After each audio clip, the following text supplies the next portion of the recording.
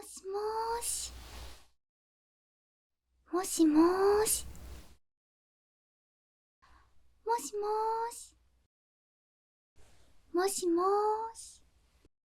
もしもーし。もしもーし。もしもーし。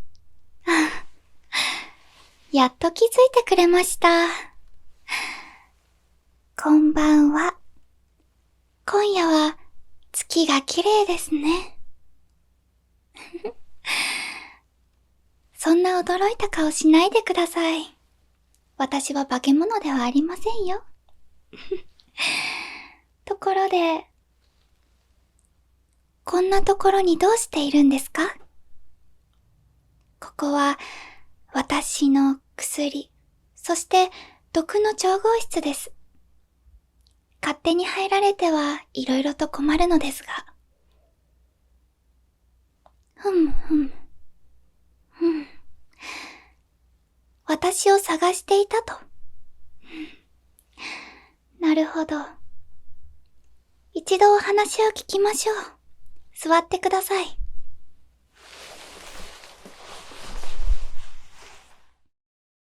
それで、なんで私を探していたのですか？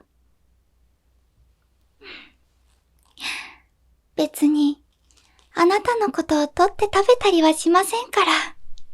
落ち着いて話してください。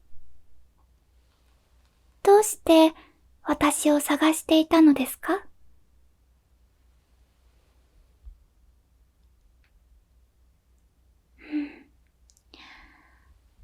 あなたも毒を使いたいと、そう言うんですね。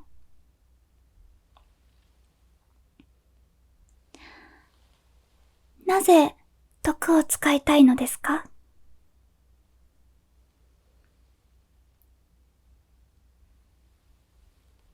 確かに、あなたも体格にはあまり恵まれていませんが、階級は今何でしたっけ？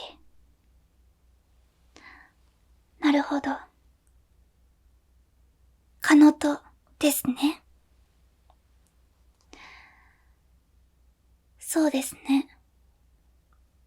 カノトの大使にこんなことを言うのは少し酷かもしれませんが、毒を使いたいということは、別の意味で毒に頼るということになります。カノトの階級の段階で毒に頼ってしまうのは、実践ではあまり得策とは思えません。せめて土のとになってから出直してきてください。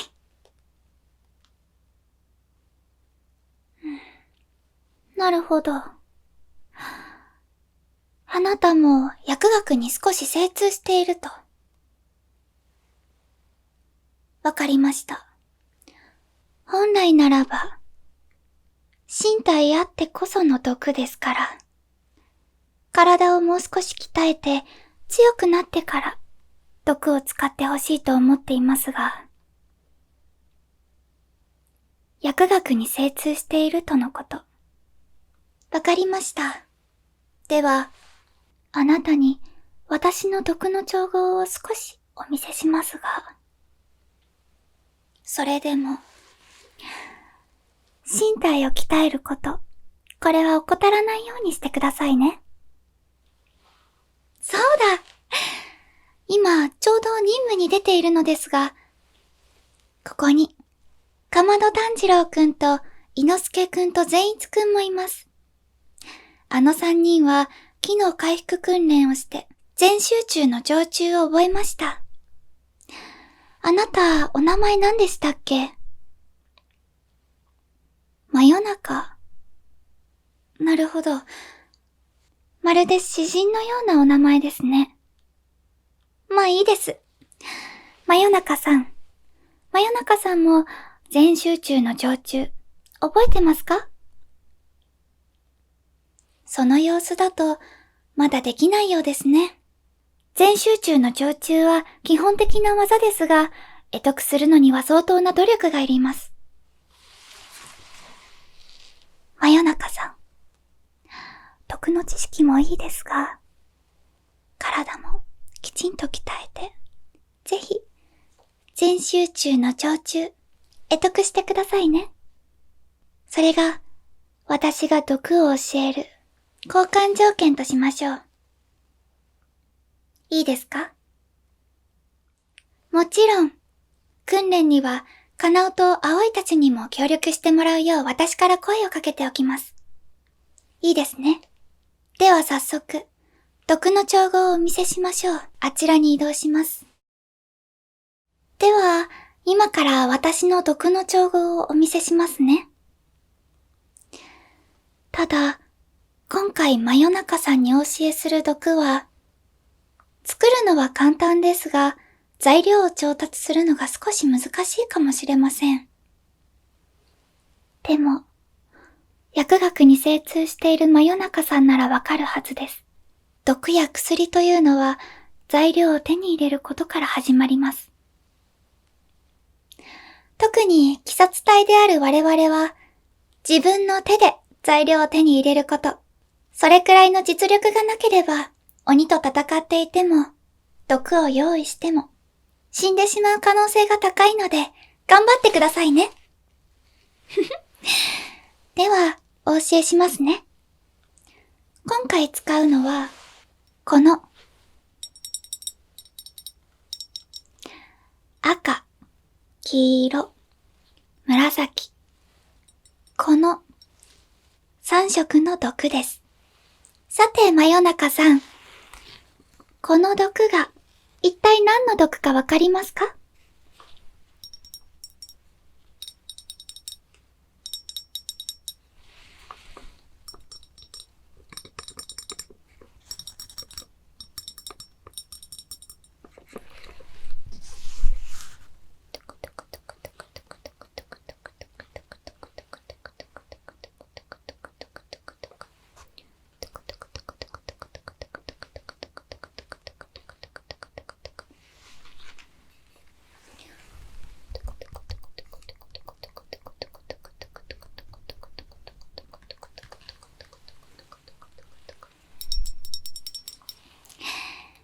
一つだけ正解です。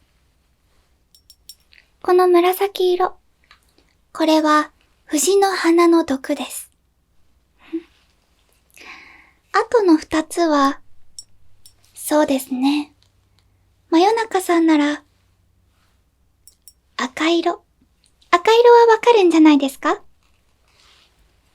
よーく考えてみてください。そうです。これは鬼の血です。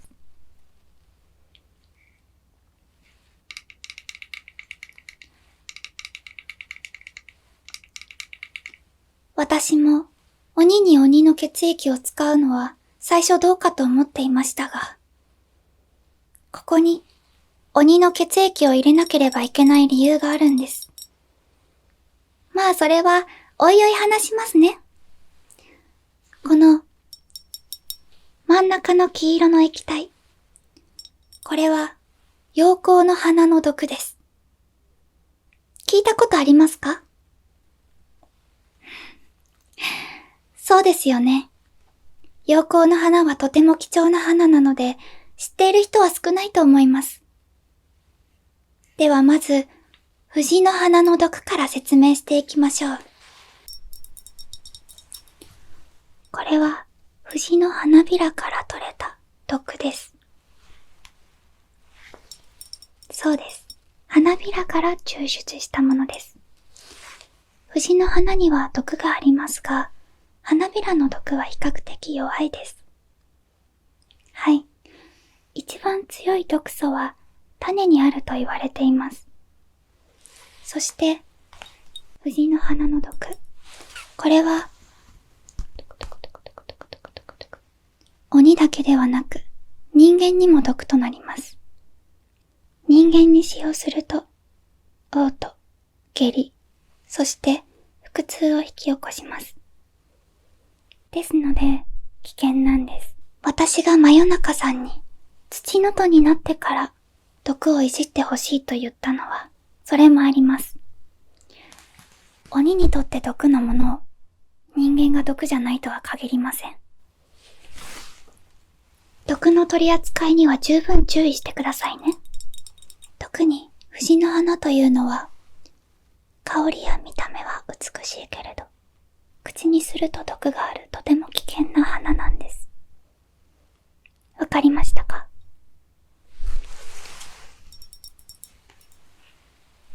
そうです。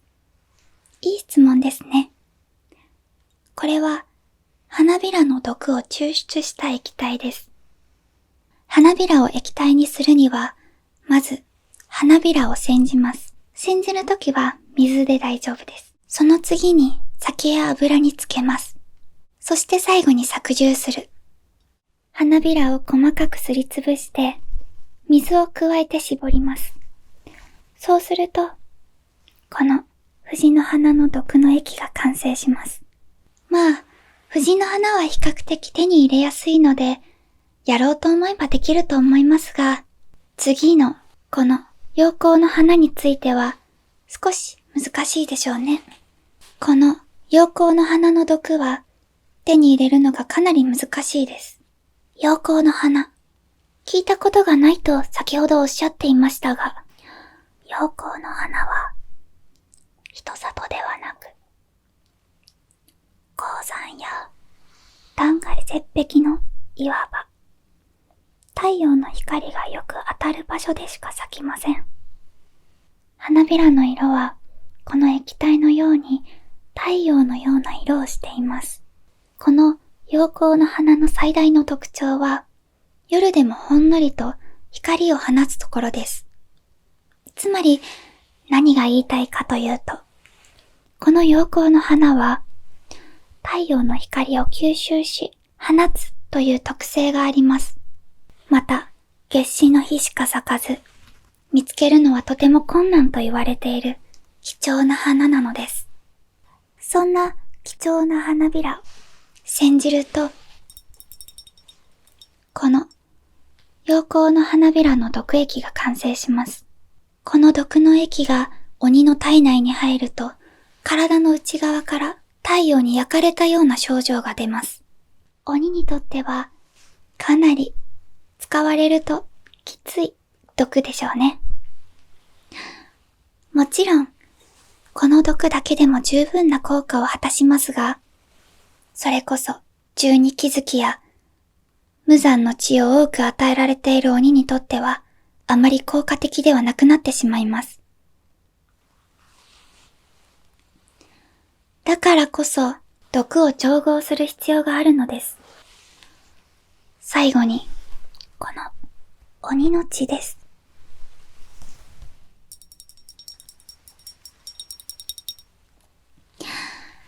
あなたもよく見たことがあるはずです。鬼の血は人間と同じ色をしています。私は最初それを見たとき不思議でした。鬼のような化け物がなぜ人間と同じ血の色をしているのか。それはきっと鬼も元人間なのだからでしょうね。なぜ鬼の血液を入れるのか、先ほど不思議がっていましたが、理由は鬼の特徴にあります。鬼の力を逆利用するためです。逆利用というのは、そうです。鬼の力を使わせてもらうということです。まあ、あまり本望ではありませんが、それで鬼が滅びるのであれば、致し方ないですね。鬼の血には、弱かろうが強かろうが、少なからず無残の血が含まれています。そしてその再生力、生命力は凄まじいものです。これを利用するのです。鬼の血液を毒の中に取り込むことで、先ほど紹介したこの藤の花の毒や陽光の花びらの毒、これらの浸透性を深めることができ、さらに持続力も高めることができます。また、鬼の血液を使うことで鬼の肉体から拒絶されにくく、深く浸透する毒を作ることができるのです。藤の花と陽光の花、この二つだけでは少し不安定なんです。だから、鬼の血を使う。鬼の血を触媒にすることで、鬼の体内に確実に馴染む毒になるんですよ。今回は、藤の花びらも用意しましたし、藤の花の種も用意しました。毒素をより強めるために、花びらだけではなく、種も今回は入れようと思います。これが藤の花の種です。人間にとってもかなりの毒性があるから、扱いには十分と注意してくださいね。これをすりつぶすことで、より吸収されやすくします。これで、すりつぶしていきますね。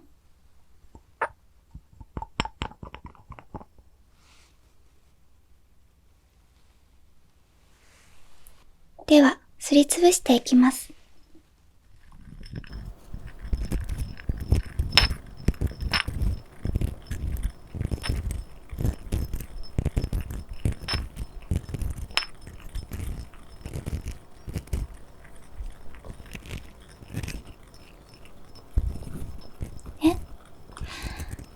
なぜしのぶさんは毒を使うようになったかですって？それは、そうですね。首を切る以外の方法で鬼を倒したかったからです。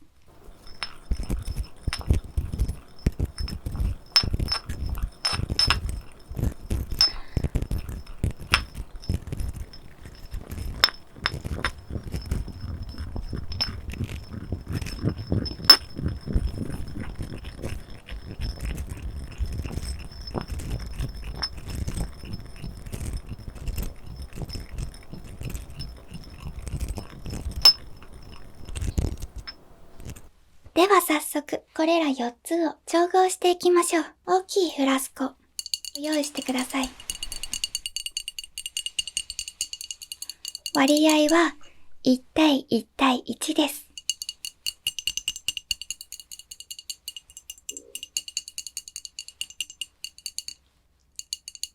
では、まずは藤の花から。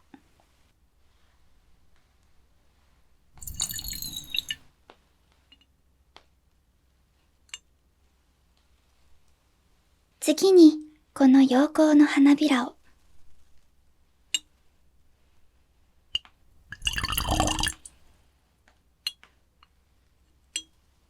そして、大事な鬼の血液を入れていきます。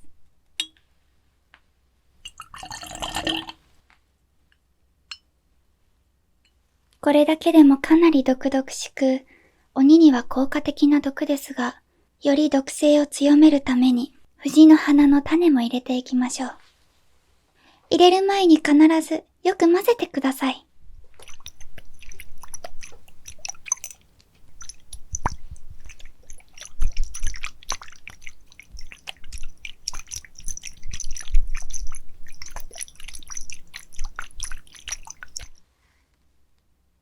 では、先ほどすりつぶした藤の花の種をこの炭でできた紙に移していきます。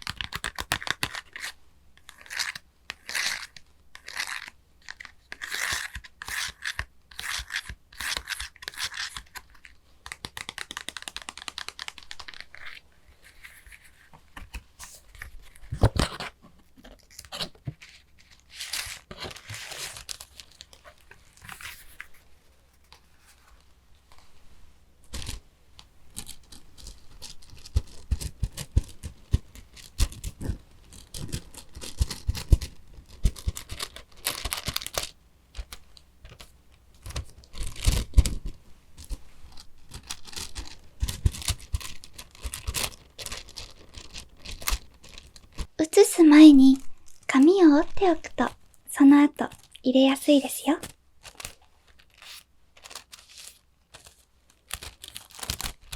では、入れていきます。毒性が強いので、こぼれないように気をつけてください。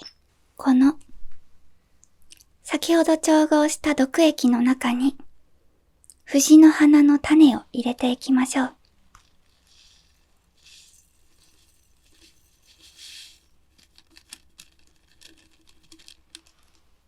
よく見ててくださいね。これを、こうしてかき混ぜると、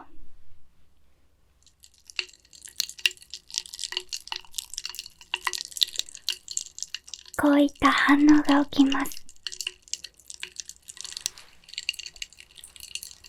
すべてが混ざり合うと、毒同士が反応して、こういったパチパチした音が鳴るんです。気をつけてくださいね。この毒は人間にも毒性がありますから。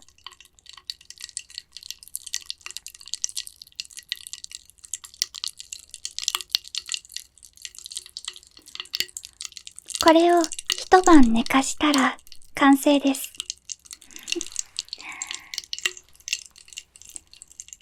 こうして毒と毒を掛け合わせ調合して反応が起きること。こういうことを総合して最近では科学というらしいですね。真夜中さん、薬学に精通するだけではなく、今は科学、化学というものの知識も必要になってきますから。学ぶことはたくさんですね。